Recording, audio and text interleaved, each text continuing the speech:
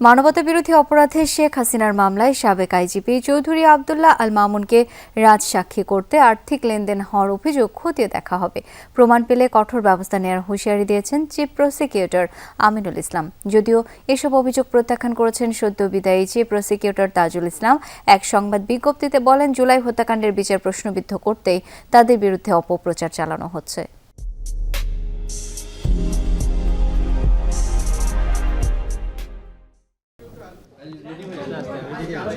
আন্তর্জাতিক অপরাধ ট্রাইব্যুনালের চিফ প্রসিকিউটর হিসেবে তাজুল ইসলামের নিয়োগ বাতিল করার পরপর তাজুল ইসলাম ও প্রসিকিউটর তামিমকে নিয়ে বিস্ফোরক মন্তব্য করে বসেন প্রসিকিউশন টিমের সদস্য বিএম সুলতান মাহমুদ।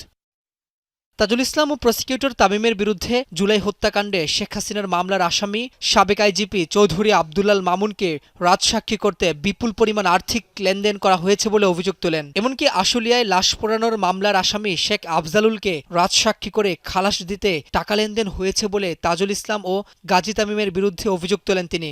পরে এ নিয়ে শুরু হয় সমালোচনা। যদিও সেই অভিযোগ প্রত্যাখ্যান করেছেন তাজুল ইসলাম ও গাজী তামিম। এক সংবাদ বিজ্ঞপ্তিতে তাজুল ইসলাম জানায়, আর্থিক লেনদেনের অভিযোগ মিথ্যা ও বানোয়াট। জুলাই হত্যাকাণ্ডের বিচার প্রক্রিয়া প্রশ্নবিদ্ধ করতেই তাদের বিরুদ্ধে অপপ্রচার চালানো হচ্ছে। এই জাতীয় অভিযোগ আমরা তদন্ত করে দেখেছি, এগুলো সম্পূর্ণভাবে মিথ্যা। ব্যক্তিগত হিংসা চরিতার্থ করার জন্য যদি কেউ এই ধরনের কথা বলে, এটা খুবই দুর্ভাগ্যজনক।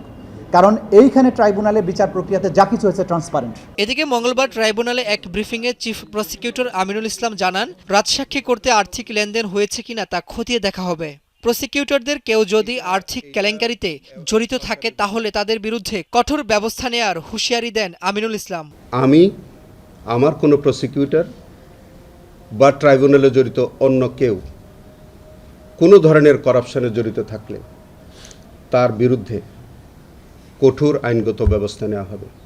আমরা প্রমাণ করে দেব যে এই ট্রাইব্যুনাল সম্পূর্ণরূপে করাপশন ফ্রি একটি ট্রাইব্যুনাল হিসেবে আন্তর্জাতিক মানের যে বিচার, সেই মানের একটি বিচার এখানে অনুষ্ঠিত হবে।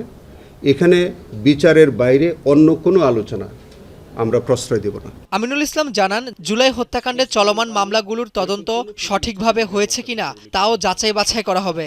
ভুল বা অনিয়ম থাকলে আইন অনুযায়ী সিদ্ধান্ত নেবেন। ইনভেস্টিগেশনগুলো যথার্থ হয়েছে কিনা এগুলো সব কিছু আমি দেখব। রাব্বি হোসেন, যমুনা নিউজ, ঢাকা। কোনো বিষয়ে আমার কাছে